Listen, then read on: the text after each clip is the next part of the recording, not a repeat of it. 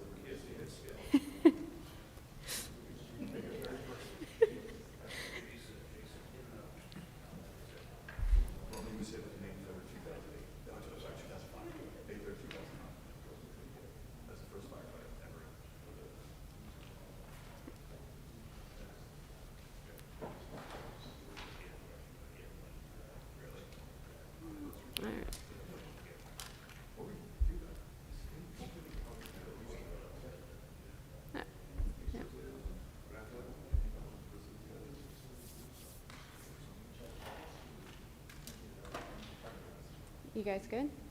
All right. All right, well, thank you guys for coming. I'm Karen Tyler. I'm the Veteran Service Officer for Easton Essex District, which includes Ipswich and the surrounding towns. This all started back in February when Rich came to me and asked, do you want to work on a project with me?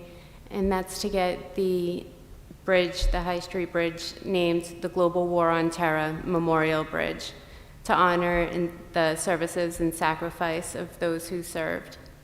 I said, absolutely, I'm 100% on board, let's make it happen. So we pitched the idea to Senator Tarr and Rep. Hill, and they supported it fully and submitted a bill to legislation. So that's going through the process right now, so we're well on our way to getting that done. And we further expanded the idea of this by starting a three-part speaker series. And so today's the first one, and that's why you guys are here. I want to introduce Rich Barbado. He's an Ipswich resident, an Iraq combat vet, and he's going to tell you more about what we're doing and introduce our speaker. Thank you. Great, thanks to everybody who came out here tonight. Before we get into the program tonight, the program's shifted a little bit, and I think it's kind of reflective of everything going on in the country. Christie is, she was at urgent care, kind of getting checked out for flu-like symptoms, so hopefully it's the flu and it's nothing else. Otherwise, Christie would have loved to have been here. But I'll talk a little bit about her, about how I met her and why I asked her to come out here. So to recap again and restate what Karen was saying, we approached Senator Tarr and Rep. Hill, I can't remember, in late 2020, somewhere thereabouts, and kicked everything off. The bill was introduced in March of 21. I had to watch the Schoolhouse Rock thing to figure out how our system of government works. I can't remember what goes to what and then what goes where. There was a hearing on 21 May with the Transportation Committee. It passed that, and now it's been sitting with the Committee on Senate Rules since July. So hopefully that moves pretty soon. And then we can kind of move forward and continue with naming the bridge. So why did we start this effort?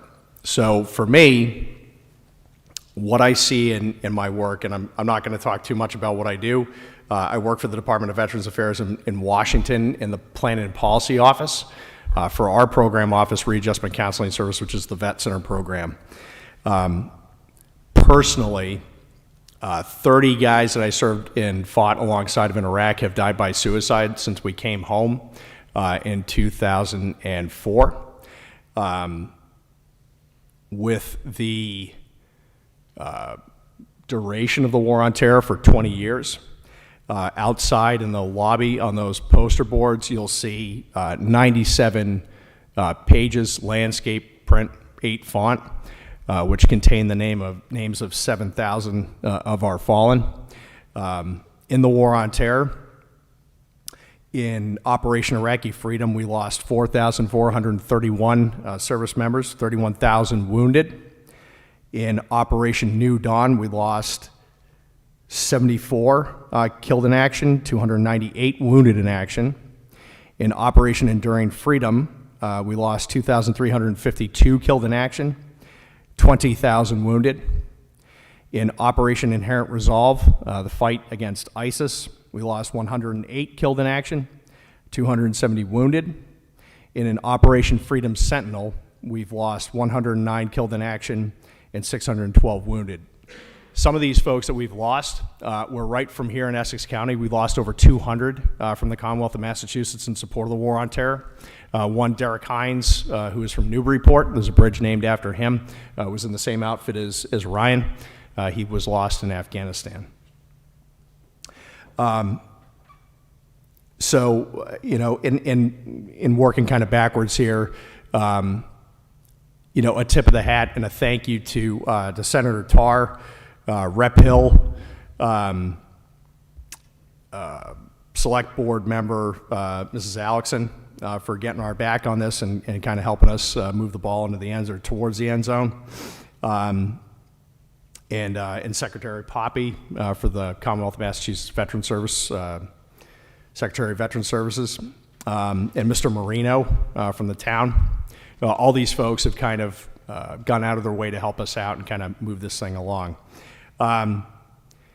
As far as the, you know, getting the word out on these speaker series, we're going to do another one in January. There's flyers for it at both entry and exit points at the rear of the auditorium here. Appreciate your help in getting the word out and getting folks down to these. The next speaker is going to be my battalion commander, my former battalion commander, Colonel Retired Castles. He's coming up from Virginia. Of the 20 years of the War on Terror, he was gone 14 of them. He also fought in Panama in '89 as a second lieutenant. I think any of all the people that I know that was intimately connected with Iraq and Afghanistan and operating on the front lines, Colonel Castles is probably somebody that's got a good 360 perspective on what took place. He commanded our battalion from the 82nd Airborne Division in the invasion, which I took part in. He commanded the 3rd Ranger Battalion. He was handpicked to command 3rd Ranger Battalion, and then he came back and commanded one of the brigades in the 82nd, 2nd Brigade, my old outfit. So even though she's not here, I'll just tell you a little bit about Christy Combs. So I had brought a veteran into Boston. I had parked in the common parking garage, and I had walked with him down to Government Center to go into the federal building to the VA Public Contact Office so that he could have a televised hearing about why his service-connected claim was denied after he was a he was a top turret gunner in a Humvee that had been blown off of a road into an irrigation canal by an IED, and they had denied his musculoskeletal claim. So I helped him get in and see that his claim was properly adjudicated. Walking back, we had gone in the early morning hours. Walking back, we were crossing Boston Common. We came upon a group of folks who were planting flags on the Common. We stopped one of these people. It just happened to be Christy Combs, and we said, you know, what are you doing? And they said, well, we're placing these flags here for the 27,000 folks from Massachusetts that have died in the French and Indian War on forward. And then they had a kind of like a capstone exercise where they invited all the Gold Star families from Iraq and Afghanistan to plant flags in a ceremony along with the governor. And so I had never seen, and speaking with Diane Nealon earlier, who helps orchestrate this effort with the Mass Military Heroes organization, she said to me, well, that's a living memorial. You know, it's up, you know, while it's not permanent, it's put up and then it's taken down, it's still a memorial. And I said, yeah, I mean, that was the first time that I'd seen anything, an effort with Iraq and Afghanistan, that included Iraq and Afghanistan.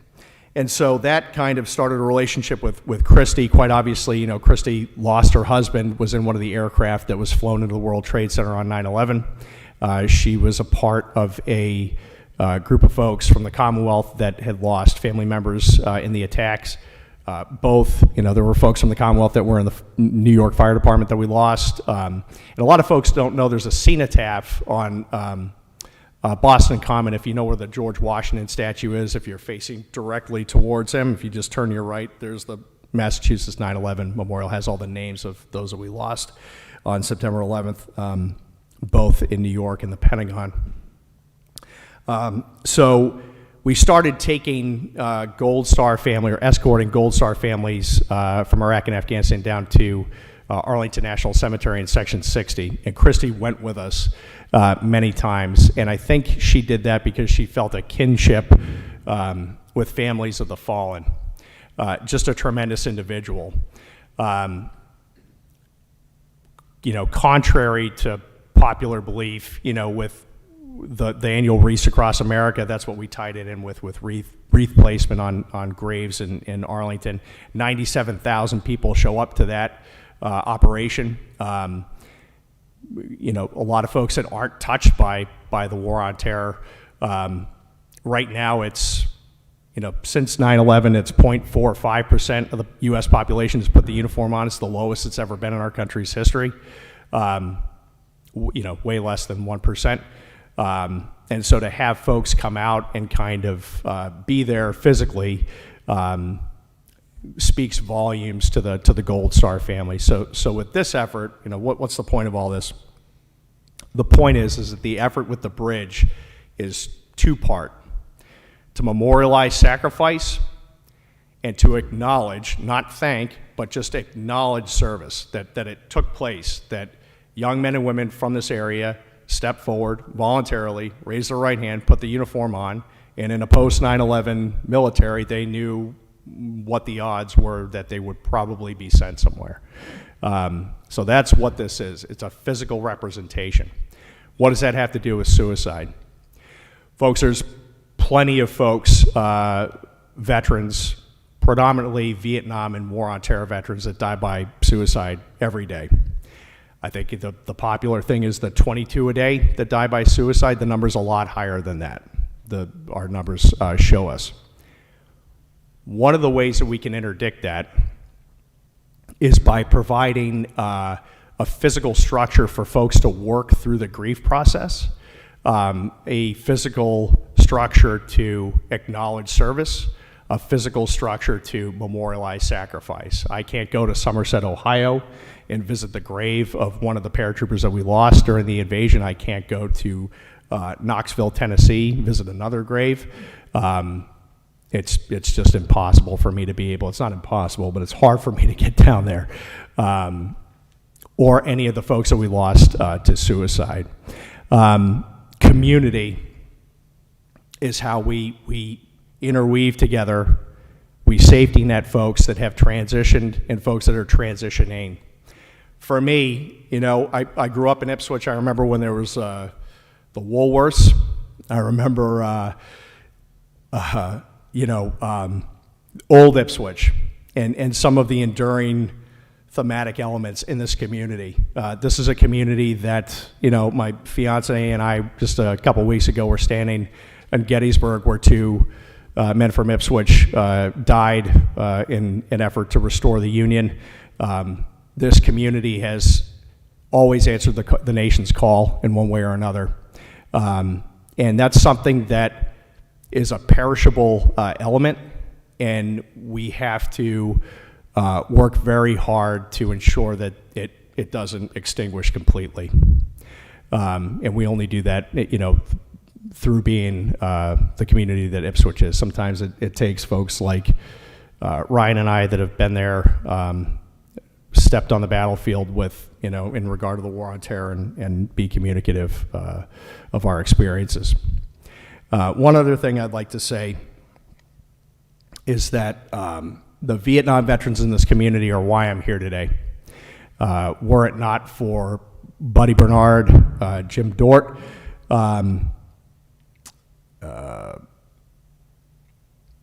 Dan Gallant,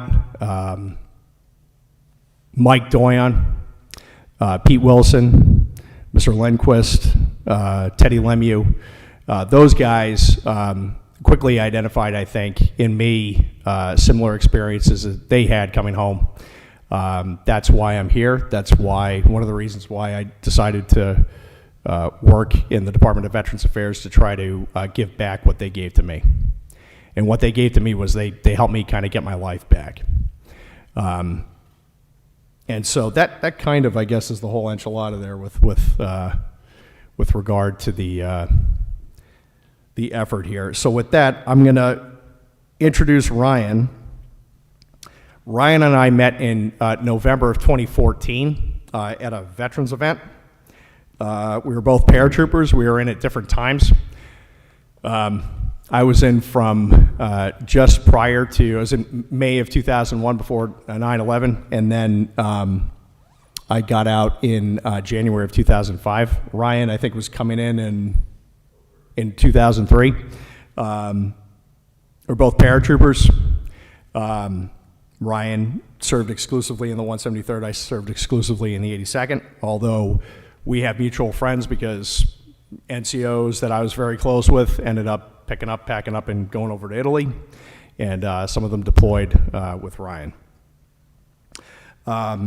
So what do you need to know about Ryan? So in your programs, if you picked one up outside the door there, you'll have the citation for Ryan's Medal of Honor. Ryan received two, correct me if I'm wrong, received two Valor Decorations, one his first deployment, in which he saved the life of a mutual friend of ours, Sergeant Brumley. And then his second tour in Afghanistan was the Battle of Wanat, and like I said in your program, the citation is there. Folks, if you receive two Valor Decorations, one each on each of your deployments, that says a lot about the individual to my right, to your left.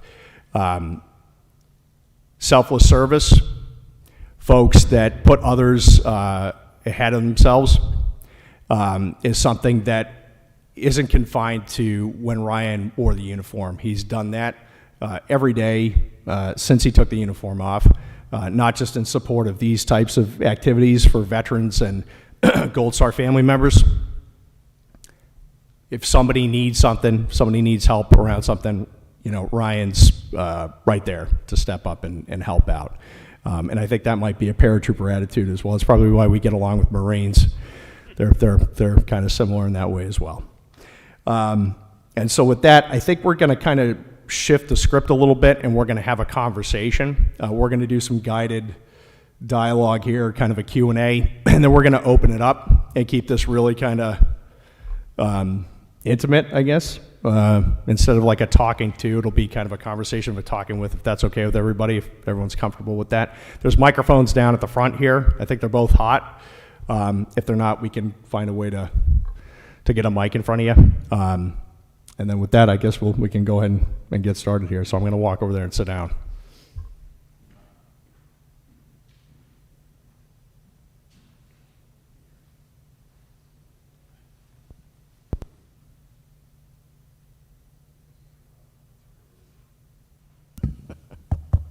Paratroopers will break everything. Can you guys hear me now? Okay. I should just take it out of this thing instead of like handing it back and forth. It's because I wanted to act like Mick Jagger. Okay, Ryan, where were you born and raised? So I'm originally from Massachusetts. I was born in Lowell in 1985 and grew up there until I was about 8 or 9. Moved to Nashua. I've lived in Vermont, came back down to New Hampshire, and that's where I graduated from high school before joining the military at 17. So I like to consider myself just like a son of New England in general. I love the entire area. Knew that when my service was over that this is where I'd be coming back to. Since you just mentioned it, why and where did you enlist? So I wish, this is something that's always bothered me, I wish that I could say that my decision to serve my country was purely altruistic. You know, at the time when I joined in 2003, we were already at war in Afghanistan, and we were getting ready to go In Iraq, I actually enlisted, went and took my oath, did my ASVAB and all that stuff at the MEP station in Boston. In January, I watched the Super Bowl in my hotel room before I went over the next day and swore in. And I could see, you know, things picking up with Iraq. And I look back on that, and I wish that my reason for joining had been just to serve my country, because, you know, we had been attacked on September 11th. I remember being in high school. I was a junior at the time. I remember when those attacks happened that morning, you know, hearing about it at 9. I was just walking up the stairs, and somebody said, somebody just flew a plane into the World Trade Centers. And I mean, it just baffled me. I'm like, how do you fly a plane, you know, accidentally into a building like that? I couldn't believe it. I was just like, this is just not a funny joke.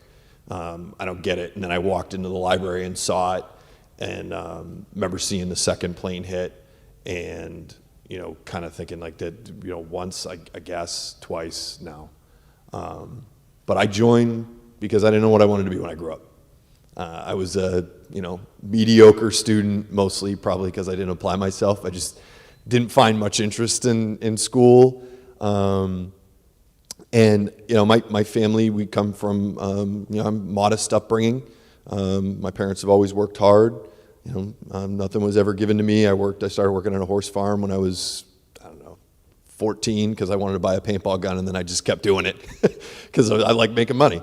And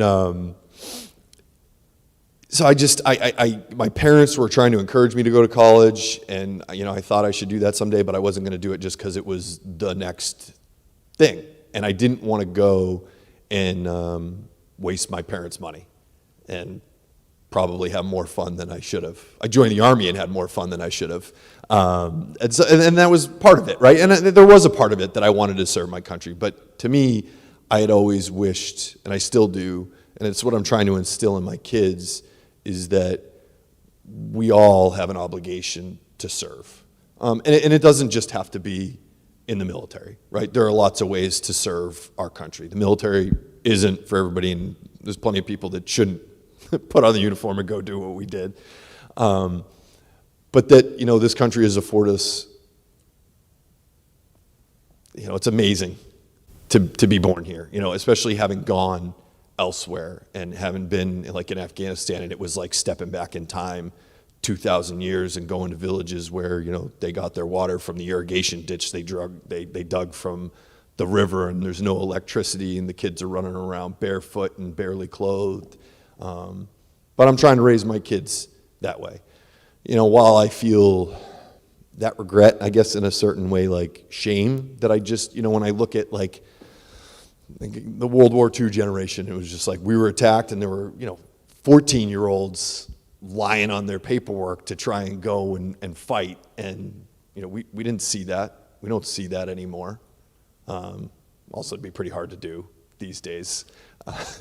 And it's good. I'm not saying the 14-year-olds should be fighting. I'm not advocating for that. But there's just a change. But after putting on the uniform, right, and I met all these people that joined for different reasons. Like, I had never realized that people joined for citizenship. You know, I served alongside guys from El Salvador and Guatemala and Mexico and even England. I'm like, England? I'm like, we speak the same language. I mean, it's pretty good over there. Like, why are you trying to come here? But, you know, and there was so many others, African countries, all over the place. And that just blew me away. You know, that these people from other countries wanted to come and were willing to risk their lives to fight for our way of life just to have a chance at it, right? There were some that wanted adventure, and, you know, they got it, and probably more than they bargained for. Some, it was just a family tradition. But I guess at the end, it didn't really matter, because when we came together, and if you really get out of it what you should, it's all about the mission, and really it's all about the people to your left and your right. And whatever reason brought you there fades away, and you're fighting for everybody that you're next to, for anybody that's worth their salt. That's a long answer to why I joined. So I'd like to, well, I'm going to skip one of these.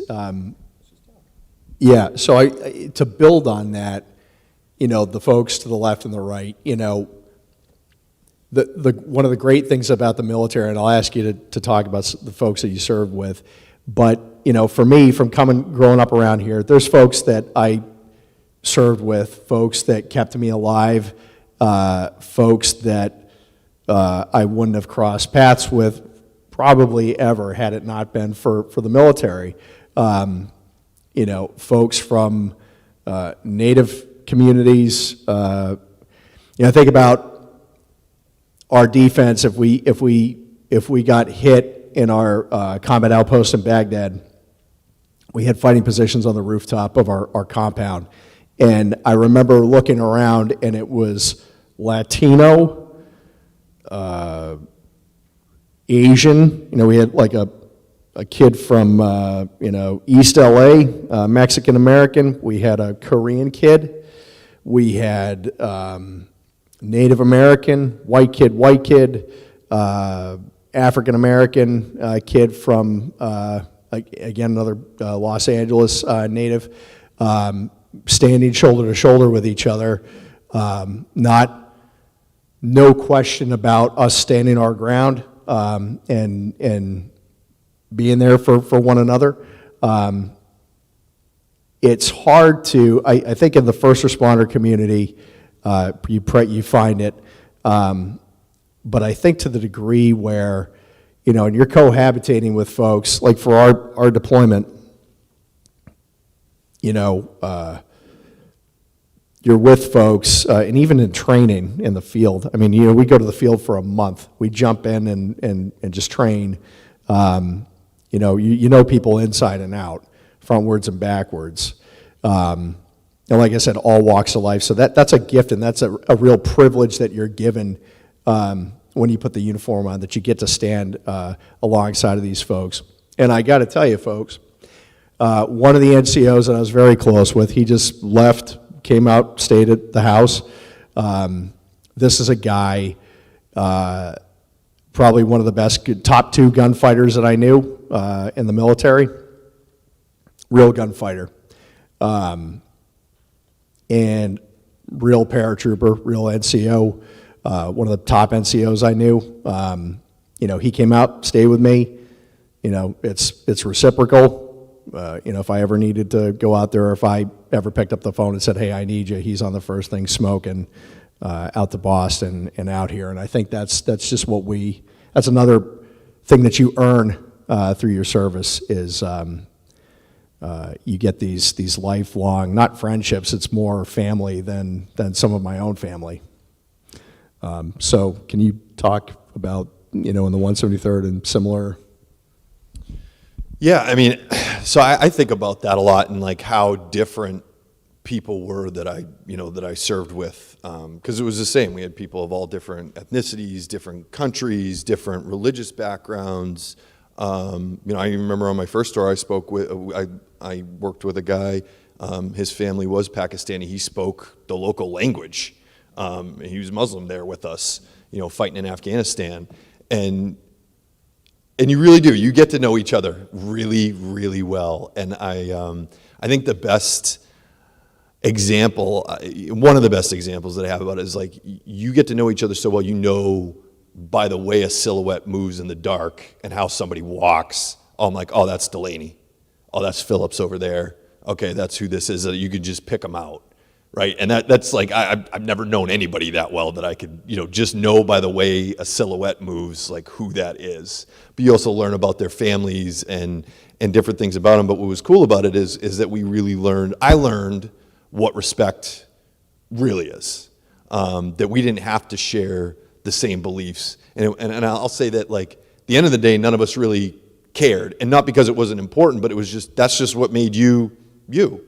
When we're out there, none of those things matter. And I think about that a lot because one of the guys that came to save my life and who was mortally wounded, his family immigrated here from Mexico. And that's how he became a citizen. And he fought, and on that day when they heard that I was in trouble, there was no going back and forth or, oh, who's up there? It was just one of our guys in trouble, I'm going. And he went. And I'm here today because of that. And those are some pretty tight bonds that you forge in combat, but it also, to me, shows the incredible people that we have here in this country. You know, the people that I don't even know now, right? That everybody just as a human has value. You know, if you're willing to put in that effort, you know, I got a lot more than I gave when I was in the military, and I've stayed close with all the guys, and we have, you know, very different opinions. Facebook is a great place to capture it. You know, the politics. I used to love some of the conversations that we'd have in the barracks while we were deployed, and one of the ones that would always come up. We had our devout Christian guys would argue with the atheists, and I would just sit back. I was a Jehovah's bystander. You know, I don't want to get involved. You know, believe something's out there, and I would just let them go back. But then, as soon as that conversation ended, they all still had each other's back. They didn't care. They just liked to give each other a hard time. They respected each other, even though their beliefs were so different and can at times, you know, that can be a very contentious thing. And I just thought that it was amazing that you could have these. I mean, predominantly the average age in our unit, in our platoon, was probably 21, right? I mean, the old man, and I'll use that in finger quotes, old man was Sergeant Matt Kaler. He's 27, and he's actually out on that board out there. You know, most of us were just kids, but to be able to work together as a team and get to know each other, I mean, that's why I think that service, and I'm talking not just about military service, but service where you do face adversity, where there are challenges. I mean, none of us were getting paid great. You know, you wore the same uniform.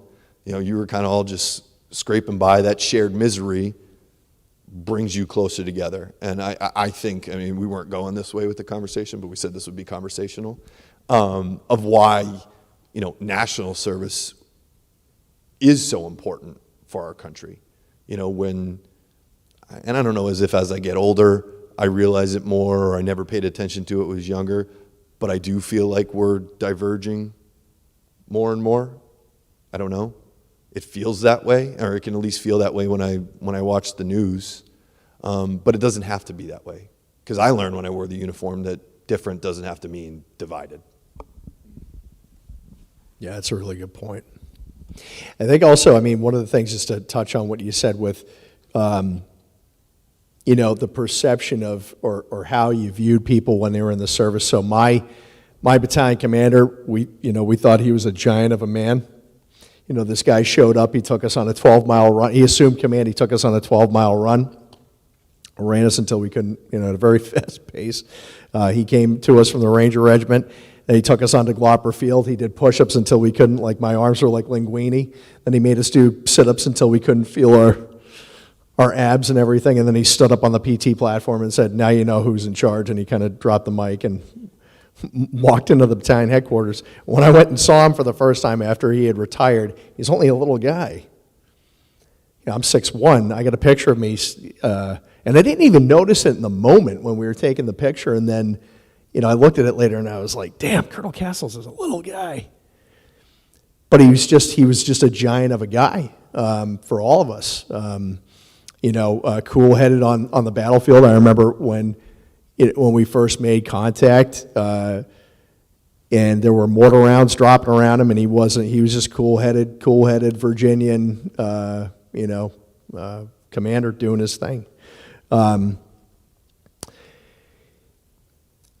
So Ryan, can you talk about the day your service ended, or you can talk about coming home and what you did in the days and weeks and maybe months afterwards because of, you know, Walter Reed and everything, but what happened after that? Yeah. So I'll just kind of recap more to like the catalyst of what that came back to. So when I enlisted for 4 years, but at that time, you know, during the global war on terror, there was stop loss. And in the fine print, I see a lot of people that have probably served out there, you're on the hook for 8 years, not the 4 you sign up for. And stop loss was the thing, right? Like if your unit's deploying, you're not going anywhere, you're going with them. And that was fine with me. Those were my brothers, if they were going, I wanted to go with them. So there was no hard feelings for me. That was where I wanted to be. I think even if they had given me the out, I'd have been like, no, I'm good. I'll see this one through. So I did almost an entire year past my date that I was supposed to get out in Afghanistan, and we had one last mission about 2-3 weeks from going home, which was the battle, and I got wounded then. But over that course of that year, you know, I had changed. When I joined the Army, I really was like 4 years. I went to basic training, you know, spent 2 years as what a private specialist, like E4 below, you know, the guy mopping the floors, pulling weeds out of in between pavers, all that stuff. I hated it. I hated the military. I used to carry a little book around with me and write down all the reasons I wasn't going to re-enlist. Because everybody would say, all the senior NCOs would be like, yeah, you say that, you're going to do just your 4. You wait, the re-enlistment guy, the recruiter comes around, you'll sign back up. And I was like, not me, I got a book with a list of reasons why I'm not going to do it. I still have that book. I kept it for sentimental reasons. But over the course of that second deployment, and it was special for me because of the people that I got to serve with. So I was fortunate that I spent my entire time with one unit. I spent my entire time in one company, and I spent time in all the platoons, so I knew everybody. And we all got there as privates together. We grew up together and became team leaders and sergeants. And we did 2 combat tours, so at this point we've been together 24 months just in combat, let alone all the time that we spent in Italy together. You know, and that was really fortunate. And I grew to love what we did, you know, and I believed in what we were doing. And I loved my military service by that point. I loved the sense of purpose, the mission. And so the gears started turning. I'm thinking like, well, maybe after this I won't get out. And I had started, you know, getting things in motions for some other different things that I wanted to do when we got back. And then I got hurt. I wasn't planning on that. And I ended up back at Walter Reed. I had taken shrapnel to my right leg up and down from about the hip, left side same. I had a piece of shrapnel come through the back of my left boot and partially sever my Achilles. I got peppered in my left arm. I took some in the forehead. I spent about 30 days in the actual hospital recovering. And then I think I had like 6 or 8 months of physical therapy ongoing after that. I had some other surgeries. It's when they repaired my Achilles. And so, you know, in that time I wasn't thinking about, you know, what comes after this, but started to realize like I wasn't going to be able to continue to do the things that I probably wanted to do in the military. And when I had gone in, I had, you know, decided, I knew, I graduated from high school in New Hampshire. You know, my plan was always like, all right, I'm going to come back. I'm going to go to the University of New Hampshire. That's what I'm going to do. I want to come back home. I don't want to live anywhere else. Going to Italy and then Afghanistan was enough of seeing the world at 2 different extremes that New Hampshire's good for me. And so that's what I was thinking. I never really thought about what the rest of like transitioning. I was just like, no, you get out of the military and life is awesome. Like that's just how it goes, right? And I spent 4 years kind of like hyping it up, and I think a lot of us did is just thinking like, yes, this is a grind. We love what we do. We love who we're with. But like when we get over there, you know, the grass is going to be greener.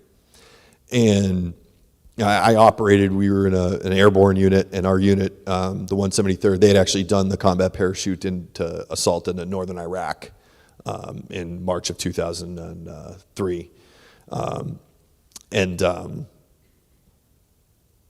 just lost my train of thought. Where was I going with this?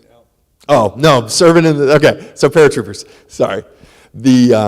We operate at a high level, right? So like when you do a PT test in the Army, the standard is you score a 60 on each event, a 60%. Well, the airborne standard was you're going to score a 90%. It's 270 or bust. Everybody's going to shoot expert. Everybody's going to learn how to do IVs. You're going to learn how to do tourniquets. You're going to learn how to do needle chest decompression, sucking chest wounds. Like you are going to just always be learning. You're going to cross train. I mean, I can remember like it was down to, you know, the attention to detail was insane. You'll have a fresh haircut every Monday. Like my first sergeant, I don't know, like sideburns. I only have sideburns because I have a beard. I still wouldn't grow sideburns if I got rid of this beard because of that first sergeant, right? And I some funny stories on that. I just got to share this one because it's one of my favorites. But I remember when we got back from my first deployment, discipline's a big thing, right? And those little things, like if you can't do the little things, how are you going to do the big things? And so we get back, and you know, you can almost get a little complacent, and the first sergeant has us fall out, and he goes, all right, everybody take off their left boot. I'm rubbing my hands together, and I'm like, this is going to be great, because I know what he's doing. You're not supposed to wear white socks with your boots. You're supposed to wear, military wool socks. And he's just going to bag everybody that has white socks on. So I was like, sure, I'll take off my boot. And I loved it. That was a ton of fun. But that was like the type of atmosphere. Those were the types of things that small that we paid attention to. What do your boots look like? Is your gear clean? All that stuff. And, not every unit is like that. And so I had never considered transitioning even just from living that type of lifestyle. And going to Walter Reed was kind of like a soft intro to civilian life, just because it was so different from my unit. And let me just give you an example. I remember one time, you're supposed to carry your backpack on a certain shoulder, either both shoulders or you carry it on your left shoulder. So if you're carrying a backpack, you can render a salute. And I remember my first sergeant that didn't like sideburns. There was a captain walking by with his backpack on the wrong shoulder. Me and another NCO were standing there. And he's like, hey. And then the guy turns, he sees his captain, he goes, oh, my bad, sir. He goes, you can't wear your backpack like that.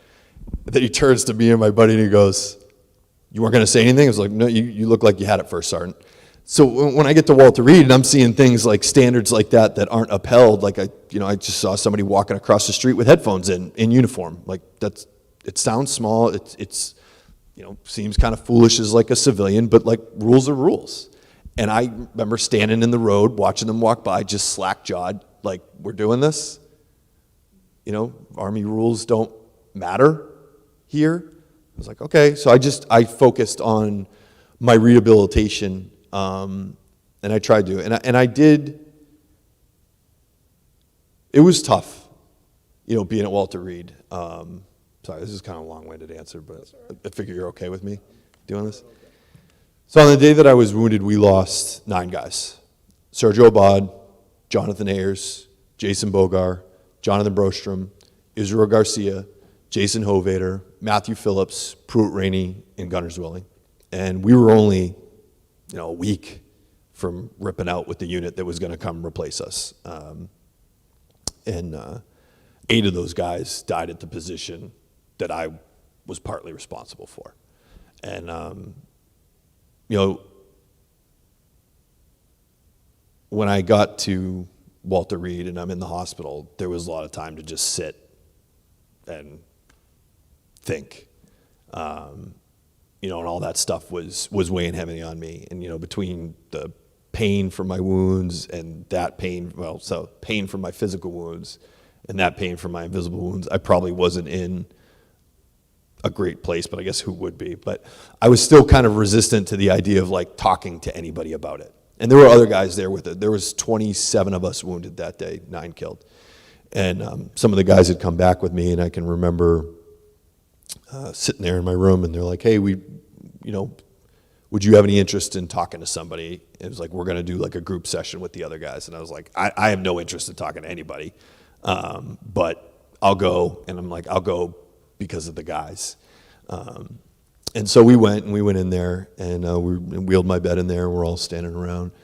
And we start just talking through that day, and I think the clinician was kind of just there at that point as we're going back and forth. And, if you've served in the military, we got a gallows humor, dark sense of humor. So even on some things on that day, there were some things that we were joking around about that some people probably wouldn't find funny. And I remember looking over and seeing the clinician's face and seeing almost a look of disgust that was just plain as day. And right there, lost me. And for a long time, I was like, why would I ever talk to somebody that doesn't understand? Yes, looking back on it, were we probably being inappropriate? But you also have to understand, that's how we survive those situations. And I was just thinking about this recently of it's unlike a lot of other jobs. Because when, Matt Kaler was killed, it was, hey guys, we still got a job to do today. He got killed on the side of a mountain. It's you got to bring his body back down. Somebody's going to have to, I remember hearing it over the radio. I think I had to call over the radio to the helicopter, the medevac that took him out, to say, hey, make sure you take off his wedding band. Our LT is going to meet you on the LZ. so we can make sure his wedding band gets back to his wife. And then the job goes on. And I remember, in that battle and whatnot, people can listen on the radio. And there were guys, they knew what was going on up there. They can see the helicopters flying up the valley. They can hear the casualty counts coming in. And all they can hear is, so we all get battle roster numbers. And it's your battalion, your company, your last initial, and then the last four, your social. So you can kind of understand like, oh, okay, RCP, Rock Chosen Pits, 1, 2, 3, 4. You hear RCP 1, 2, 3, 4. Okay, I know that's him. But a lot of them, you don't know people's last fours. So I had friends that were listening on the radio, and Matthew Phillips was killed that day, so they heard RCP. And there was another guy up there that was friends with a bunch of us, Eric Phillips. So there was a bunch of guys that were just sitting around listening on the radio, and they're like, okay, so either Phillips is dead, Pitts is dead, or the other Phillips is dead. And then they shut down all the comms in theater, like whenever we take casualties, because they want the military to be the first one to notify the families. So guys are sitting around and nobody even knows. Like some of the guys thought for days that I was dead, and there were guys that were there with me that I didn't know until I got back into the hospital. And so I was dealing with that. But like I came home, I got excited to start working and getting out of Walter Reed. I started dating my wife while I was there. So that was also a bit of a distraction. Maybe kept me from focusing on some other things that I maybe should have invested some time in. But I remember coming home, and even before I was out of the military and sitting down like in my living room with my family and friends, and seeing their reactions be different to being around me. Like they weren't around, they weren't acting like they were around like old Ryan before they knew all this stuff had happened to me. There was almost like an apprehension, a caution. I didn't know whether they thought like that I might, lose it in front of them, or they were afraid to say certain things, but I absolutely picked up on it. And it made me feel pretty uncomfortable. And it also, like, in some ways, I remember, like, my mom, I'm only 36, and at that time I was 23, so I like to play video games. I still do. And, that would be how I decompress. Like, that was my time. And she'd take that as, like, oh, I want to come over and talk to him. And I'd be like, I can't pause when I'm playing online. Like, can't you see I'm in the middle of, I'm playing a war game, of course, a firefight. And she'd want to talk, and I'd be like, what? Do we need to do this now or other things? The other thing, I remember some of the other ways that like I didn't realize how my unit had changed me and how my experience had changed me is like, look, if you outrank me, you tell me what to do, I will share my opinion, and then I will go execute. If I make a decision for myself or my team, like that is the decision. I'll hear other stuff, but like when I make a decision, we move out and that's what we go do. And I would really struggle with people being like, oh, well, why don't you do this? And I'm like, I just made a decision. You need to respect that and just let me, and that would really raise my anxiety level because I wasn't aware of like that transition of that, like that granular of what I was going through and adjusting, like even just in like my personality. I remember I did come back and I went to UNH. I started going back to school, and some of the things that would bother me there, like I learned, if you're not 10 minutes early, you're late. You're at least 10 minutes early. And I'd be in class and I would see these kids just walk in 10, 15, 20, 30 minutes late, and it would cause a physical reaction. Like I would feel my temperature rise, right? Just like, because it felt to me disrespectful to the professor, to all of us that are there and took it seriously and wanted to show up, right? Or I would have a hard time with like, I learned, we gave 100% every day. Like there was, when I was in the Army, like there was no, you don't dog it on a run. We're running as fast as we can. And doing group projects with kids and, just seeing like just the lack of effort elsewhere when I'm like, this is the only thing I'm doing.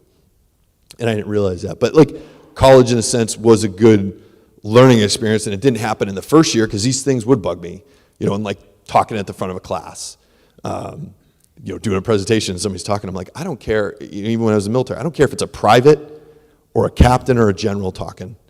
If they are giving a block of instruction or talking to all of us, we give them respect and we listen to the communication, like whatever information they're trying to convey to us. And I would struggle with that a lot. I think I made some people uncomfortable because I would just stop and stare at the kid talking until they would be quiet, and then go back to my presentation, which, maybe not the most polite, but that's where I was at that point. But then I learned to try and see a little bit through their eyes. So I went to the University of New Hampshire in Manchester, which was more like their non-traditional student commuter campus. Well, those kids that were showing up late, or the kids that were falling asleep in class, or doing this, that, and the other, well, that was because they were working jobs outside of school to pay to put themselves through school. Because they were choosing, they didn't join the military, but that was their path to not having debt, afterwards. And that was also in some of those cases of like working on those group projects. Like, why aren't you giving 100%? Well, because I have another job paying for school that does take up X amount of time, and for me to get out of here without debt, I have to do the 80% and get the B. And that is a trade-off and a decision. And I look back on it and I realize that like I wasn't respecting, I wanted respect, but I wasn't respecting them, giving them the respect that they deserved. And I don't like the idea, I don't like the term of like, people will ask me and they'll say, hey Ryan, how was your transition? Because it sounds like finite, right? Like it's done. And I find like I'm still transitioning, and I think I always will, right? Because those experiences and that lifestyle, like I still miss it. I still miss I loved wearing the uniform, but I think it's something that I will always be working on and going through. And it really struck me, it was a few years ago.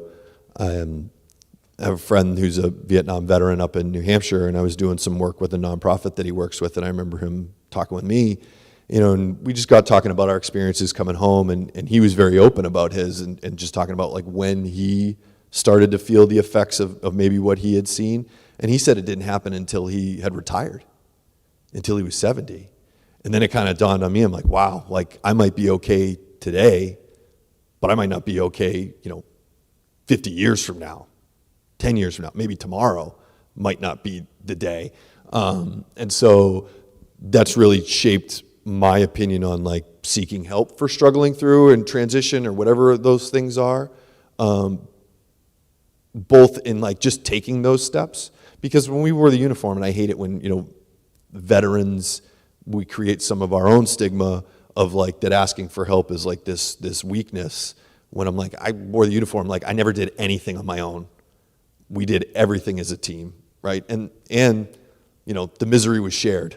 So misery loves company, and I had plenty of company most of the time. But that we need to just take that step and find who that person is, right? Like mental health is no different than physical health. If I break my ankle, I'm going to go see my doctor. I'm going to have a doctor set it, and I'm going to go on. I'm not going to keep walking around with a broken ankle. Well, your brain is an incredibly powerful organ. It's not any different for that. But I also try and keep in mind that like I have a primary care physician. I get over strep with antibiotics this week. Next year I might get strep again. I'm going to go back to my primary care. And I think about that same way with mental health, and I try and caution other veterans, not caution, but tell them that it's okay. Like, look, like you may not be cured, or you may be cured for now, and something may come back. So don't let that get you down and feel like, wow, I can never be fixed. No, you were okay. Now you're feeling unwell. Just go do something about it. And so I would say my transition really has been like, it's been a wave, and I've been working on making that wave so that the peaks and valleys are just smaller. But that's life, right? I mean, as a veteran, I realize that like we're not the only ones that have struggles. We're not the only ones that see traumatic experiences. And so I think it's kind of just opened my mind to mental health as a whole, and that, it's not just a military problem. So I think just to build on a couple of things that Ryan was saying, and to give some context about, the whole, anybody that goes back to school after the military, I did as well, it's aggravating to us when people show up late to things.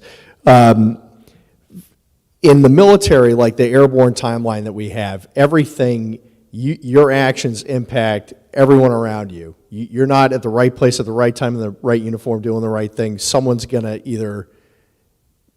potentially be hurt or worse. So you don't want to do that. In the airborne timeline, I mean, there's a whole bunch of stuff that has to fit neatly together. We were a rapidly deployable unit. We had 3 brigades when I was in the 82nd. Each brigade had 3 battalions, about 700 some odd folks in each battalion. At any given time, one of those brigades was either on mission, training, or support. If you were on mission cycle, all your stuff was rigged. All of our Humvees, our trucks, was down at heavy drop rig site and brought over to Orange Ramp. We had ammunition, parachutes, everything else drawn already. It was waiting for us at Green Ramp, so all we'd have to do is just throw the Joes and the rest of us on buses, or back then it was cattle cars, go over to Pope Air Force Base, which is adjacent to Fort Bragg, get on the aircraft and go. And in '89 we did that, jumped into Panama, the 18-hour sequence was put in place, and then the next thing we're dropping paratroopers into Noriega's backyard. The reason why I'm touching on that as well is there was never a time, most especially when we were in Kuwait and we were preparing to jump into Baghdad,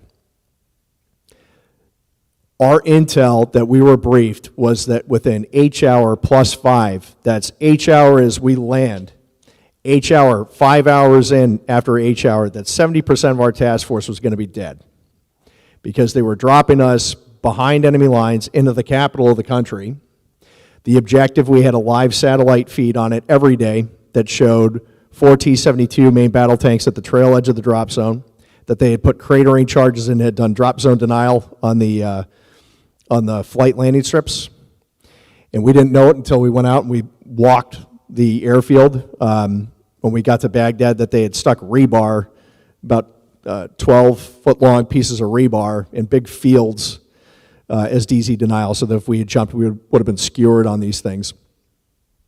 My mission, if the jump had gone, was to land, go into the control tower on the airfield, clear it, lead a team and clear it, go into a tunnel that we knew connected to the terminal complex, pop up in the terminal complex, clear it, pop out of the terminal complex, hot wire a fire engine, you can't make this up, hot wire a fire engine and drive that with a couple of Joes and establish a blocking position where Highway 8, which is kind of like I-95, meets the airport, amidst all the chaos of everything.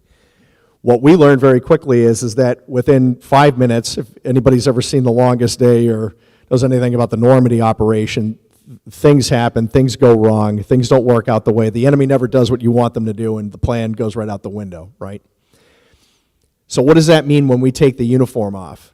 Is that our reaction to something that is very, innocent, in the civilian world, has major implications that tug at us, that, it has a visceral reaction for us. This has been in the course of human history. It's why Homer wrote the Odyssey. We do a lot in the Vet Center program with Odyssey, with reading the Odyssey with Vietnam vets and War on Terror vets, because it's in the ancient world, writing something on a scroll, just one, meant that you were dedicated.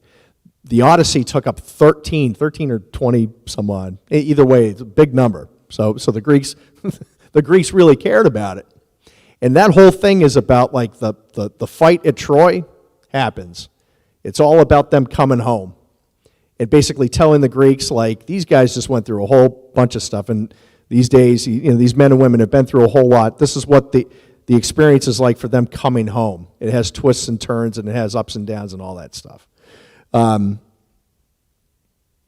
community that I've been in actually has cracked the code on this, here in the United States. I had the privilege a couple of years ago going up and presenting to a Mohawk community, Native American, the Haudenosaunee, the Iroquois, right? So it's the Oneida, the Onondaga, the Seneca, the Cayuga, and the Mohawk. So the Mohawk let me come into their community. I'm talking to them, and they drove me around. So you drive with any member of their community through their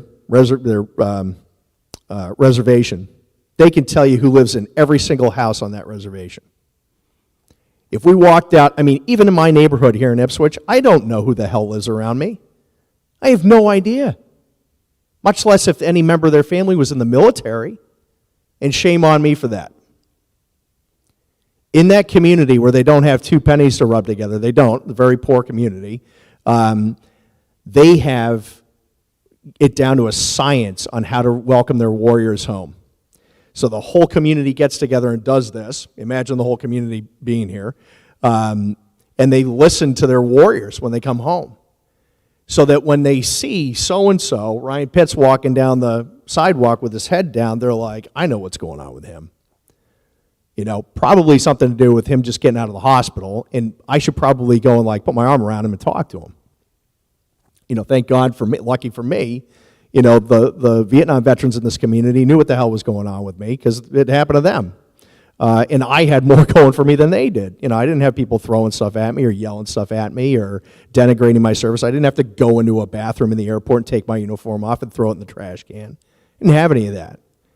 I had a full court press by all the Vietnam veterans, making sure that I went to the VA and signed up, that I made sure that, you know, I knew my benefits programs and services, knew all that stuff. Up until that point, I was down to anybody here work at Shellfish at any point in their lives?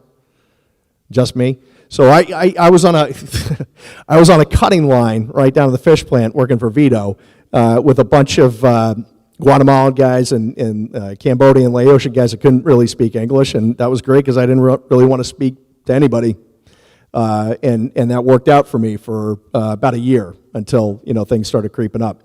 So the community visibility on what our service members go through and what the coming home process is like. And I'll give you one more if you don't want to, you know, subscribe to the ancient world thing. Everybody knows the book All Quiet on the Western Front, right? Do you know there's a sequel to All Quiet on the Western Front by the same author? I never knew this. So the guy that wrote All Quiet on the Western Front wrote another book called The Road Back, which is basically about the German army marching home and reintegrating and how they were treated by their countrymen. There's a great excerpt in that book where Ray Mark talks about, you know, they've been eating rats and whatever else in the trenches, right, in a fight in the war, and they come back and they have this big full spread and it's pork chops and all this stuff, and Ray Mark's sitting there and he's like, oh boy, you know, like I haven't had chow like this in, you know, I don't know how long. And so he picks up the pork chop with his hands and he just starts eating it. And he pauses for a second because he's not hearing any conversation. He's not hearing anybody really move around. And he looks up and everybody's looking at him. And they all have utensils in their hands. And so he describes this like hot feeling washing over him. And then that feeling turning to anger, I think in a manner of which, you know, like, who are you? Look at me the way that you are doing, not knowing where I just came from or what our situation was like. And I think... you know, I've heard this many times over the years by veterans that I've sat with that, you know, communicate this in different ways. And I think the way that we crack the code on some of this stuff is by having the entire community, much like the Mohawk, be involved. I just think people don't know how they can be involved, how they can help out. Just to, you know, again, build on what Ryan said, I'm going to hand this back over to Ryan, but the feeling of being alone when you take the uniform off and you come back home, I can't understate that enough. That any given time in the military, you can run somebody down. Somebody, you know, either somebody to talk to or say, even over there, you know, somebody, doesn't matter what time it is, 1 o'clock in the morning, somebody's probably ripping a butt by the generator, or, you know, somebody is on guard duty. You can sleep soundly because somebody is awake, they got a weapon, they're watching your back. You can rack out. When you get back home, that to be given all of those gifts, and they are that, of the privilege of serving with these folks, and then to have that family be given to you, all the best things, and then to have it taken away from you. No one prepares you for that because you fabricate stuff in your mind. This is what it's going to be like when I get back in the block. Everything's going to be great. The land of the big PX, as the non-vets say. You know, it doesn't always turn out that way. So I think, I don't know where we're at on time, but I think we could probably, you want to open up to Q&A or do you want to keep talking? Folks, do you want to do some questions or you want to, you know, continue on with the talking at? We can get into, well, we're both Irish. We could talk talk the paint off a house. So does anybody have any questions so we could kind of get this thing? Yes, sir. Okay.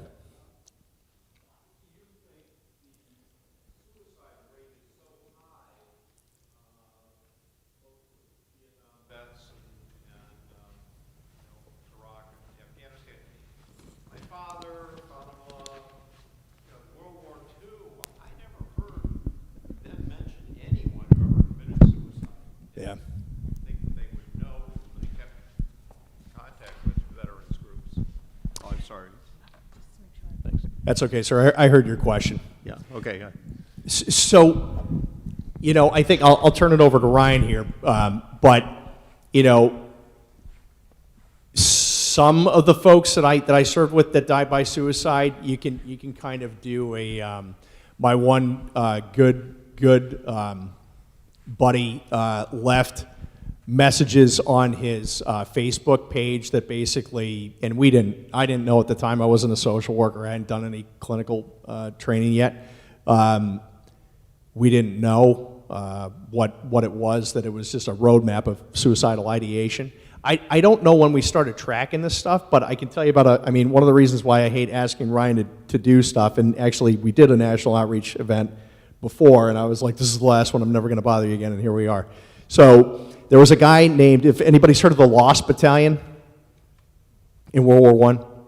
So there's this movie with Rick Schroeder. Does anybody remember Silver Spoons? Remember Silver Spoons on TV? So Rick Schroeder played this guy named Charles Whittlesey, okay? And Charles Whittlesey led this part of the American Expeditionary Unit in World War I. And they were to attack into this vicinity, the Charlevoix Mill area, okay? And so they're being given a hard time by the Brits and the French and everything, and they're like, doughboys, these guys are soft. The Americans, they're not combat proven, they're not combat tested, they're soft. And so we attack forward, the French and the Brits don't, and they end up in this little salient surrounded by the Germans. They're Stoss trooping like they're stormtroopers and everything. So they have a hell of a fight. They take tremendous casualties, some fratricide, some friendly fire, artillery, etc., and they come back. Charles Whittlesey and Alvin York, everybody knows Sergeant York, they make them go around. They both receive the Medal of Honor. They both make them go around and kind of do a road tour. Whittlesey takes a liner, books a passage on a cruise ship, or whatever the hell they call them back in the day. So he's going to go somewhere. And in his stateroom, he arranges all of his stuff. Like, this is going to go to Captain McMurtry, like one of his company commanders. This is going to go to so-and-so, and then he jumps overboard, kills himself. So I don't know, I think about it a lot, because we were just talking about Gettysburg earlier. In 3 days in Pennsylvania, there's 59,000 Americans die. Somebody that lived through just those 3 days of 1 year of the war in 1863, has got to have a lot of the things that equate out with, suicidal ideation. That traumatic experience and what it does. I think it's just, we've got a tighter, we have more visibility on our veterans and where they are and what they're experiencing now. And we're certainly, meeting the need as best as we can. But like I said before, and this is Rich Barbado talking right now, I think it's got to start at the community level. That's how we're going to get start getting folks the care that they need, is by having that positive control, like the Mohawk do, of folks that, and not just them. I mean, it's other Native communities that have been in the Chickasaw, the Saginaw, Chippewa, the Assiniboine Sioux. They all kind of do the same thing. Did that kind of answer your question, sir? Okay.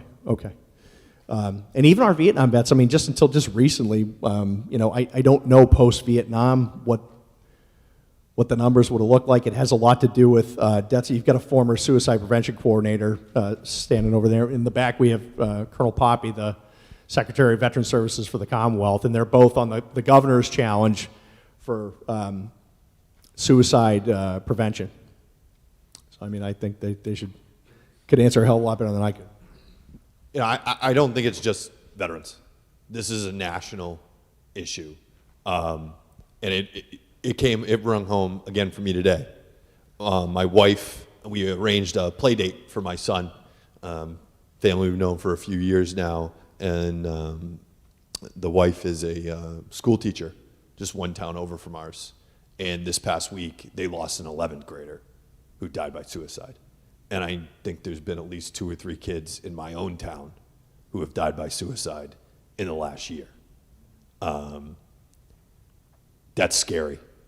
You know, it scares me. My kids are 6 and 8, and to think about them being faced with that sort of challenge at that age.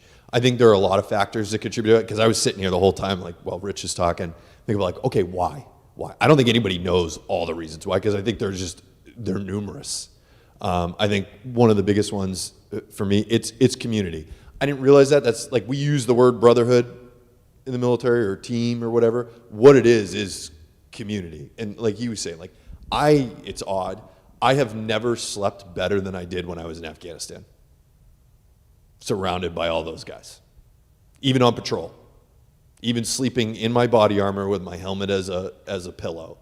I have not slept better than I did there, because of that community. And like, when you know people that well, that I can tell what their silhouette, who they are, I also know their personality that well. And I also care that much. When Sergeant Kaler was killed, Sergeant Kaler and I were close. We had a lot of the same interests. He was definitely somebody that I just looked up to. So I was the platoon forward observer. I just spent a lot of time with our platoon leader and our platoon sergeant. And like, he used to watch videos on my laptop, and he'd invite me to go have lunch with him and stuff. And, you know, we grew close over that year. And I remember the day, January 26, 2008, when he was killed. I was on the observation post, and they were doing the mission. And, you know, my first thing that morning, because it hit all of us, like, the nickname in the Army for a platoon sergeant is platoon daddy, right? And he was like our dad. He was like our father. And it hit everybody that knew him. And like, that morning when I got the call and they said, hey, 2 5s down, and you know, my first thing was, I could see it hitting the guys around me. And I'd bought this like little camp stove when I was in Afghanistan that would run on like diesel fuel, like anything you could put in this thing. And we actually ate pretty good at the OP. We'd get like hamburgers and stuff sent in by the cooks. And I was just like, that morning I was like, all right, my first thing is, I just got to take care of these guys. Like, let me make them a meal. You know, it's, you know, like Bubba burgers and like just garbage food. But it was the best meal we ever had. But I was like, just like going into it, and like, I didn't even process it at all. And I just remember like going down the mountain. I remember actually, first, let me back up.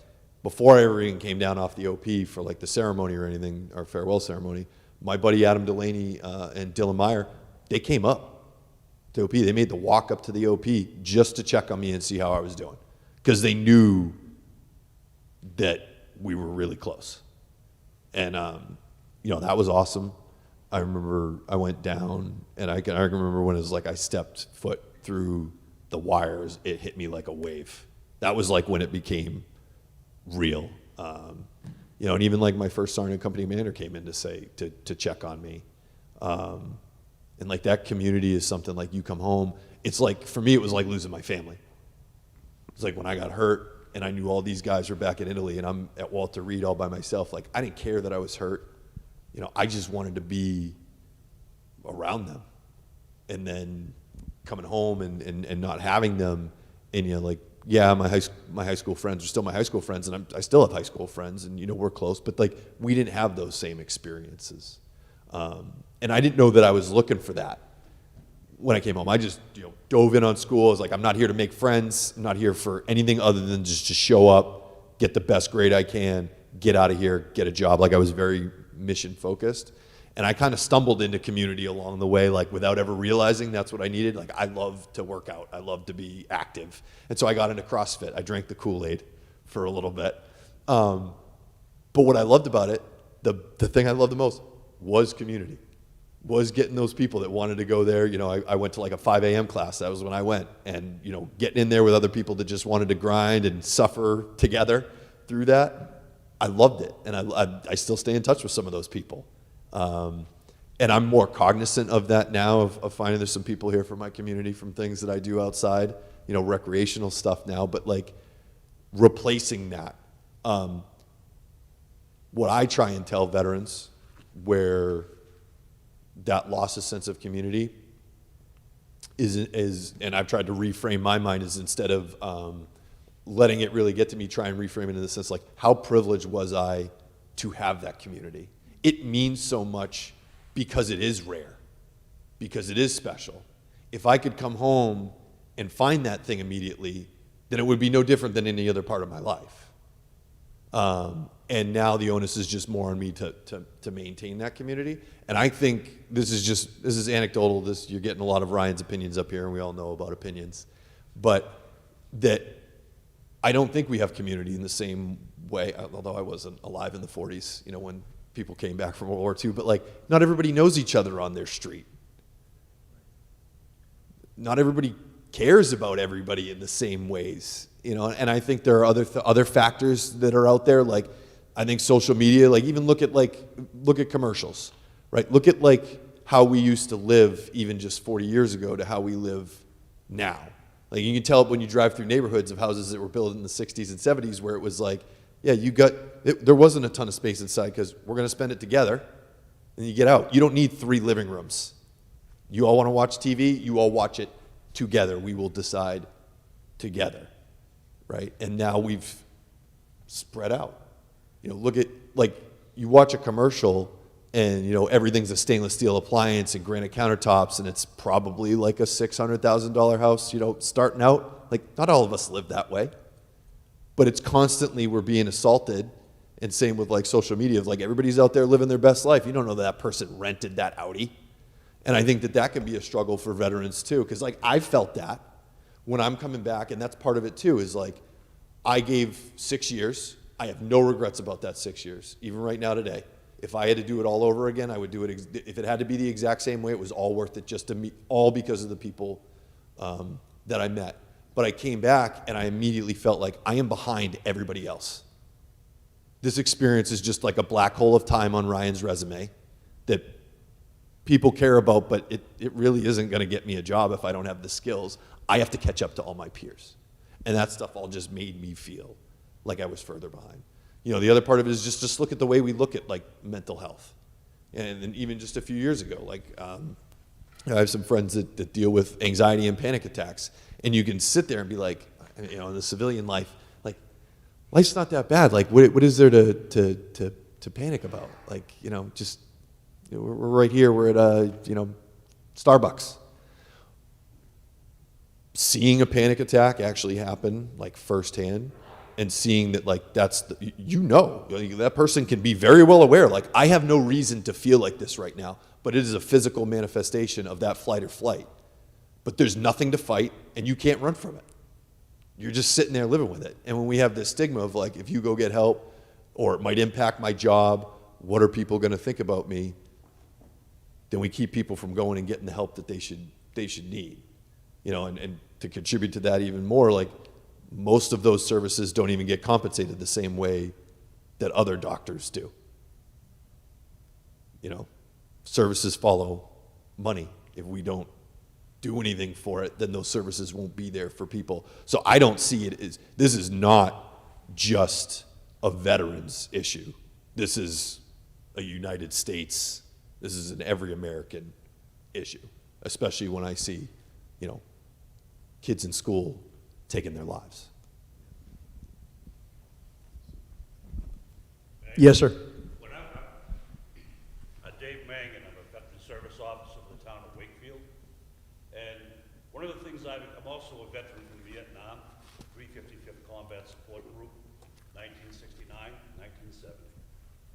And at 19 years old, right out of high school, they had no lottery, just took us. I was 8 weeks out of high school and they sucked us in. And you talk about the suicides from the World War II, they didn't have it as much as they were welcomed home. And they parades and everything else, and my God, let's make this nation great again. And they did. Vietnam, not as a comparative analysis, but with the Vietnam veterans, you said, why so many from Vietnam doing it? And I've seen and I've felt myself, I was actually exposed to that possibility once in my life as well. I lost my best friend, Michael. We were supposed to meet in Saigon to go to Australia for our R&R, but he got killed the second week we were there. My grandmother died. I couldn't come home because she wasn't my father or mother. My first wife left me while I was there. And then I come home to a nation that wouldn't accept me back. So yeah, there are adversities that every one of us will always face.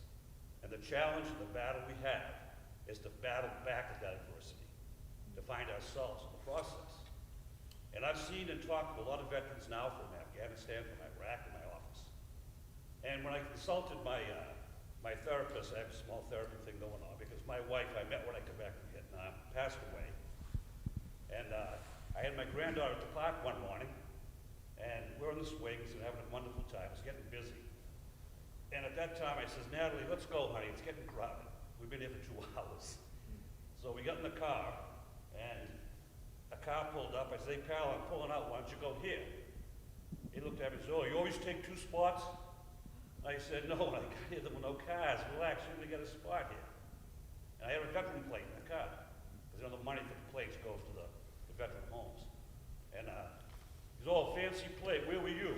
I said, I was in Vietnam. He says, why don't you go back? At that point, if I was in a bar, I'd be in jail today, because I would have killed that person. But I didn't. And I had an opportunity to say to my granddaughter, I said, what should I do here? I walked over to the car. I looked at, he had twins in the back seat. And I said, son, God loves you, Jesus loves you, and today I have to love you. Behave yourself, you're gonna get the spot.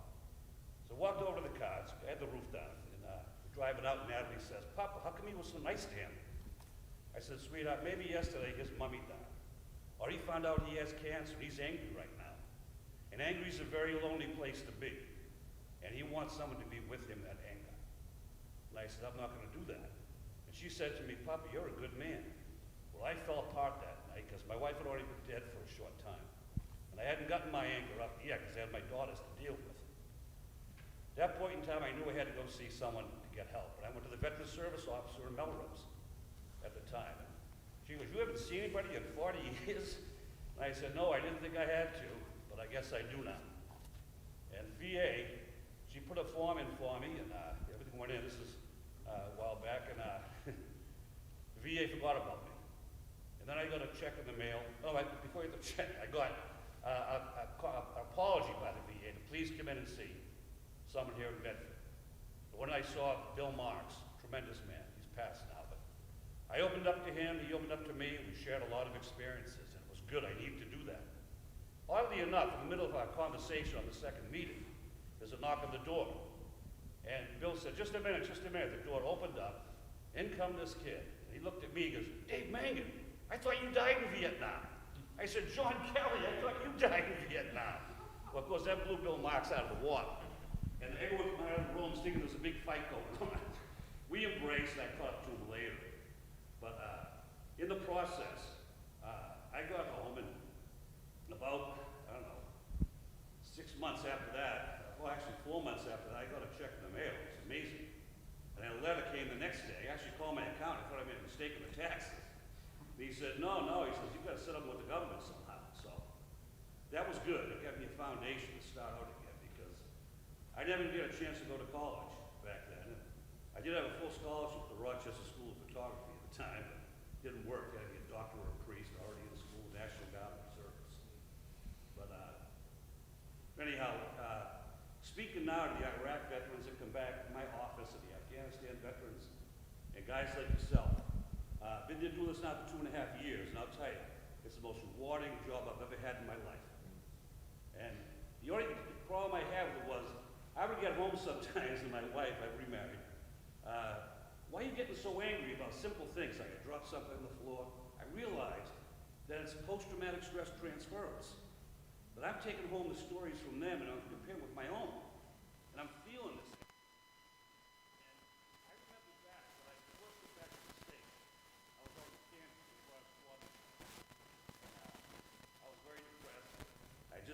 going through a drug program with the government. They realized I needed some help, and they took care of it for me. I had a knife in my mouth. I was ready to do it. And I thought I heard a voice, and I dropped the damn knife, and I just walked around the block for about an hour. And from that point on, I knew that, you know, it's not just me, it's others too, in the community of people. And you say tribes, like the Iroquois, the Cherokee. I met the chief of the Wichita Indians, Black Bear Bosun in Wichita, and he helped me a lot too. But comparatively, I think towns like Melrose, Watertown, Cambridge, these are the tribes. And like you said, each and every one of us have to build a community within it. And it's amazing how that works out when it does happen. Yeah, yeah. Thanks for sharing all that, sir. You know, and yeah, I mean, we have the capacity for it. You know, my uncle went missing in action in Vietnam, still missing in action, A6 intruder pilot. My aunt and her 7 kids that were now fatherless came back from Norfolk, Virginia, and went right back to my grandparents' house in Everett. That neighborhood, up until when I was a kid, I mean, you know, my grandparents could say that so-and-so's house, so-and-so's house, so-and-so house is like Italian, Irish, Italian, Irish, Italian, Irish, Italian, Irish, all over Crescent Street and elsewhere in Everett. I got to tell you, when my aunt was pretty much catatonic after my uncle didn't come back, it was that neighborhood that took the kids and brought meals over, and you know, when people were calling and saying that they were glad that my uncle was gone, we're fielding those, you know, the old rotary phone at the end of the hallway there, and they would just kind of like hang out with my grandparents and make sure that my aunt wasn't exposed to any of that stuff. So, yeah, we have the capacity for a lot of really good things. It's certainly not exclusive to the Native community. They've just sort of refined it down to a semi-exact science. And they have their challenges, too. Every community does. But any other questions? Yes, ma'am.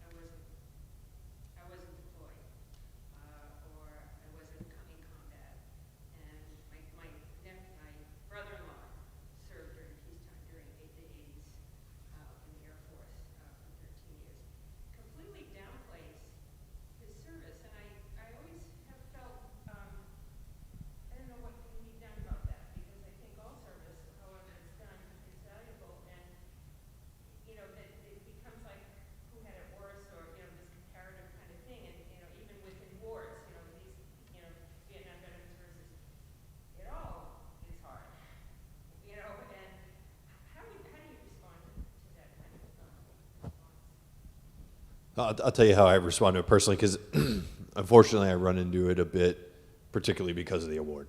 There are a lot of times I say, you know, thank you for your service. I say thank you for your service, and I know like some people don't like hearing that. Well, it's not just about them.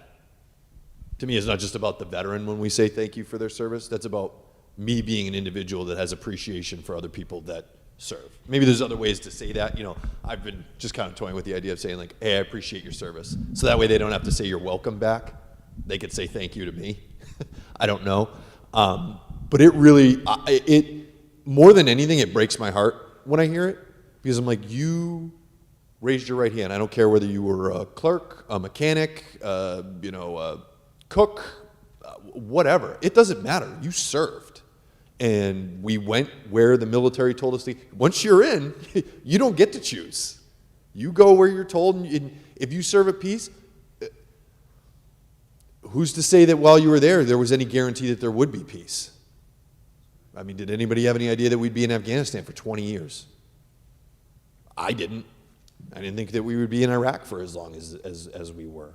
And I think a lot of that comes back. I mean, what's tough is there is very much so a competition while you wear the uniform, you know, between branches, then go within branches, and then within different military specialties, and then units within those units. And like we wear, you know, your resume in essence. So everybody is kind of like, oh, well, you did more. It's like, you know what? Somebody's always done more. There's a ton of people that have never gotten this award that have done a whole hell of a lot more than I did, right? And so, I mean, I think some of that's good. The competition and everything keeps everybody sharp while you're in, but we got to change our mind, like, when we get out, and, like, even when you're in, like, I love the cooks and I love medics. Those are my two favorite people right there. Army marches on its stomach, and I want to be patched up when something bad happens to me. But then, like, you know, when I think of that day that I was in the battle, right? We had Apache helicopters that came in and supported us. We had Marine artillerymen that were firing in support of us. We had Air Force fixed-wing aircraft that came in. The medevac aircraft that came in, they were from the 101st.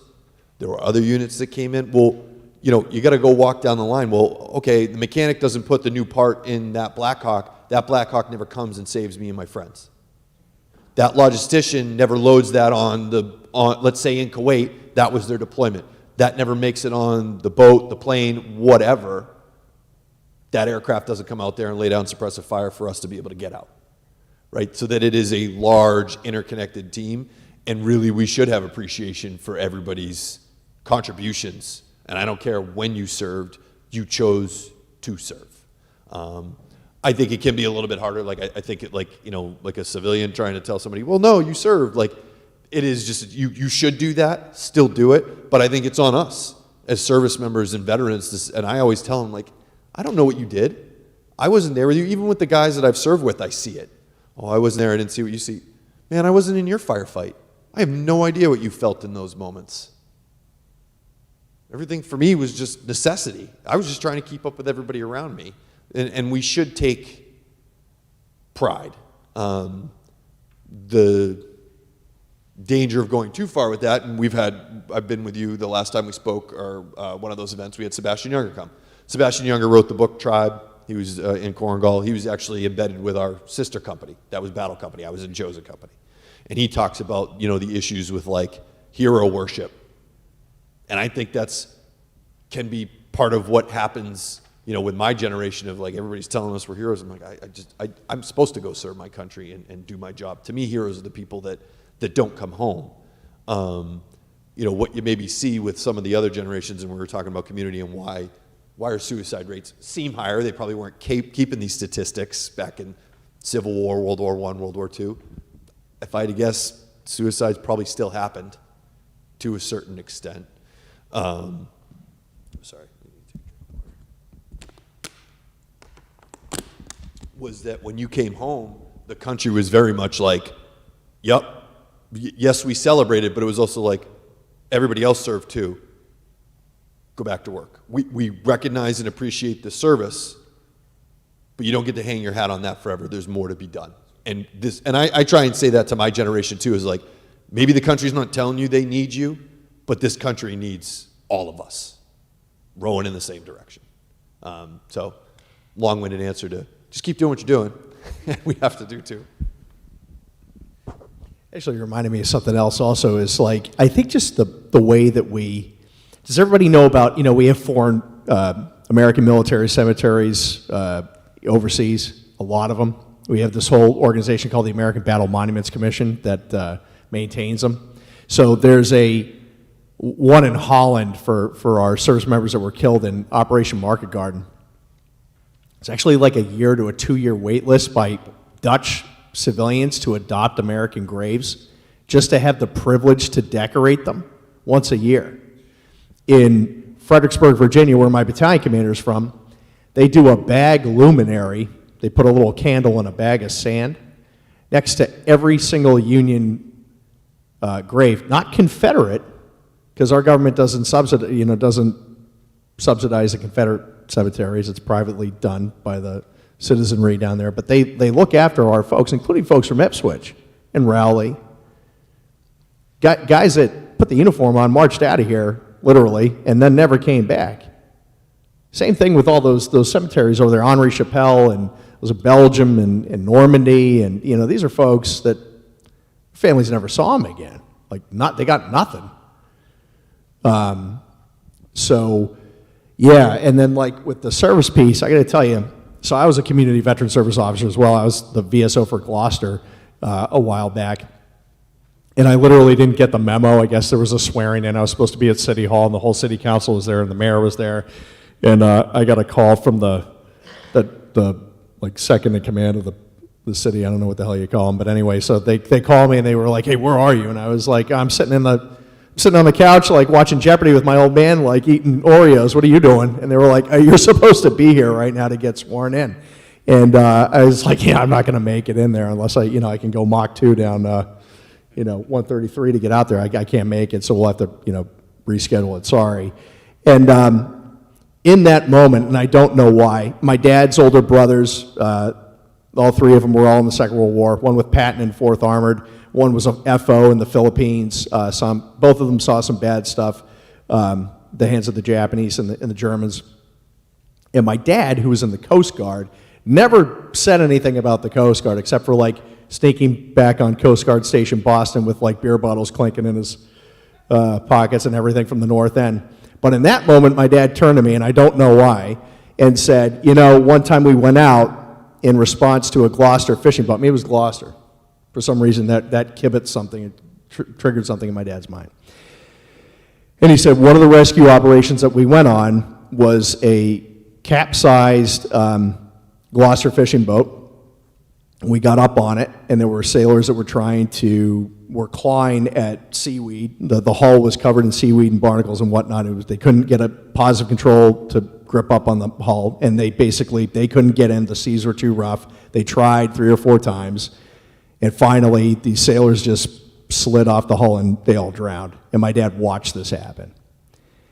And so my dad, when he passed, he was 90. My dad was, I was kind of like an oops, We weren't planning on having the kid, but hey, thumbs up, we got a kid.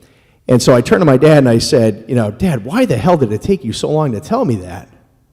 And he was like, "Well, it's the Coast Guard and everything, the whole, everybody beats up on the Coast Guard." Until you go out and you see the stuff that these people do.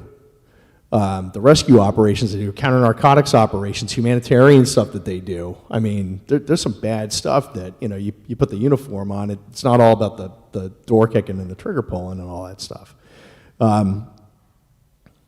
So yeah, I think I paused there. I don't know. Are there any other questions? We don't want to keep you captive for too long here.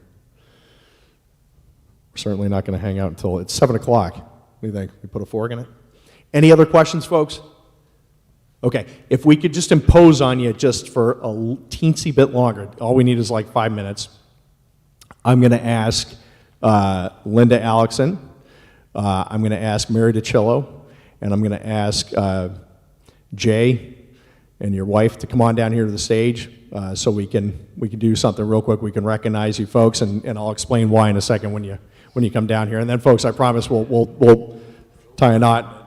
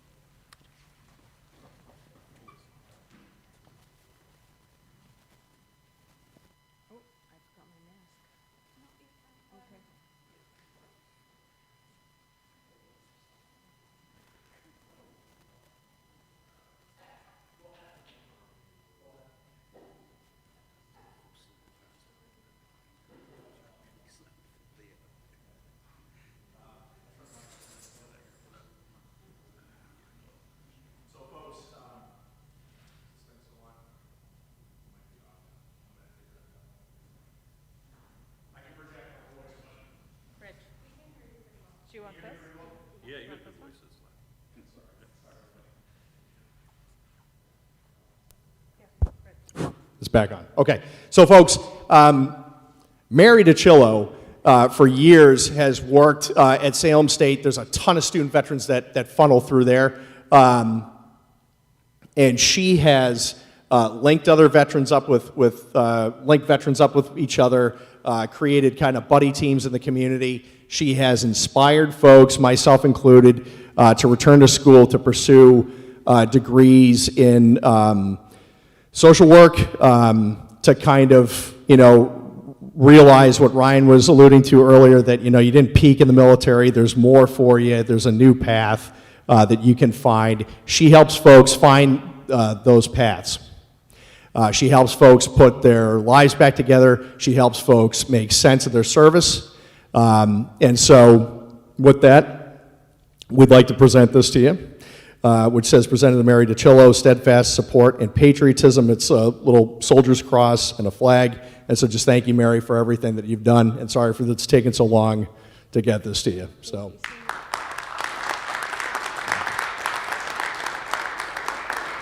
And then this is for Linda Alexson, again, who is the head of the select board. Not anymore. She was the head of the select board. She's not the chair. Sorry, I don't know all the nomenclature and everything. Terrible. This is terrible. But talk about not being involved, involved in everything. But with the, a couple different directions that could have been gone down, and I think they were when we first briefed this at the select board meeting. It takes a lot, and I think something that is emblematic of someone that has character, has courage, integrity, and is a selfless individual. If you watch the video transcript from that select board, you're going to see Linda exemplifying all of those characteristics and more. And so, on behalf of not just, Karen and myself, for you, being supportive of the initiative, but for modeling the leadership that you have in inspiring others through your actions, and also for helping with this initiative that is going to memorialize folks, not just from Essex County, but for the 7,000 names that are out on those boards in the lobby, for service members who have transitioned home, and for those that will transition. Just so very grateful for who and what you are. Thank you. Thank you. And finally, I have the great pleasure of involving you all in a military ceremony, because we have a military decoration to present to Mr. James Stacio, who is this gentleman right here. And I've worked with Jay, I think, for the past 8 or 9 years. 8 or 9 years? I don't even know how long we've known each other, but it's been a damn long time. So this came from the FORSCOM commander, General Garrett, who's a 4-star general. He commands 780,000 soldiers. Basically, he commands the active Army, the Army Reserve, and the Army National Guard, 87% of the Army's combat power. The folks that he doesn't command are the TRADOC folks, training and doctrine command, the folks that are doing basic training, doing airborne ranger school and everything. And so I had about a 2-minute conversation with him, describing Jay and what he's done. And he said immediately, we're decorating him. Okay? And I think he sends his apologies for him not being able to be here in person. He's down at 2nd Ranger Bat right now, visiting our Army Rangers and making sure that they have everything they need. So, and I know Jay understands that. Folks, I can't tell you how many times, how many lives this man has saved. Consistently goes above and beyond. That's just who he is, and a selfless individual. I'm not going to say any more because I'm going to get choked up talking about him. So, folks, I'd ask you to stand up, and I'm going to read publish the orders, and then Ryan is going to decorate Jay, as is our custom, which, and Ryan was saying just before, the fact that a Marine is being decorated by two paratroopers is a testament to what a tremendous individual Jay is. And so I'm going to go ahead and read the orders. Attention to orders. This is to certify that the Secretary of the Army has awarded the Meritorious Public Service Medal to James Anthony Stacio for outstanding and exemplary service above and beyond as rating Veteran Service Representative, Veterans Benefits Administration, United States Department of Veterans Affairs, covering the New England area. His unrelenting support of veterans, active duty Army, Army National Guard, and Army Reserve personnel and their family members for the past 9 years is without equal. His tireless advocacy, compassion, and care provided to veterans and U.S. Army personnel across the nation and beyond is the epitome of selfless service.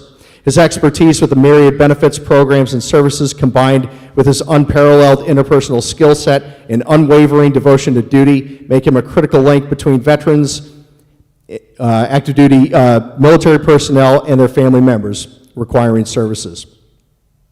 Mr. Stacio's unwavering dedication to duty, honor, integrity, and selfless service bring great credit upon himself, the U.S. Department of Veterans Affairs, and the United States Army. Signed, Michael X. Garrett, General, U.S. Army Commanding, U.S. Army Forces Command, 1 October 2021.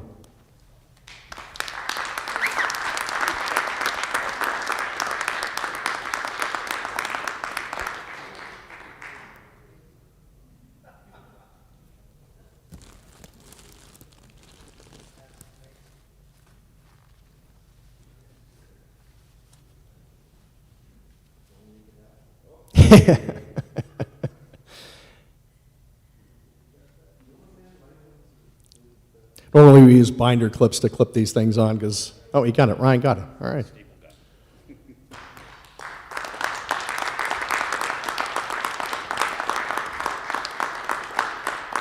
And for Jay's wife, because he wouldn't be able to do what he does without you. So thank you so very much for lending him to us as much as you do. So, folks, that's it. Thank you so very much for coming. In the lobby, there are boards with casualty lists on them. If you'd like to take a look, there are flyers in the rear, again, on the chairs for our next event in January. Please help us get the word out about those, because Colonel Castles is coming a long way up from Virginia, and definitely somebody that you hear from. And then our 2 Gold Star moms that will be speaking, Mary Ellen Callahan and Christine Ayub. And then we'll do one more, which is going to be kind of like a veteran services panel. And then if the legislation passes, we're going to have our dedication, hopefully, on Armed Forces Day in 22. So thanks very much, everybody, for coming.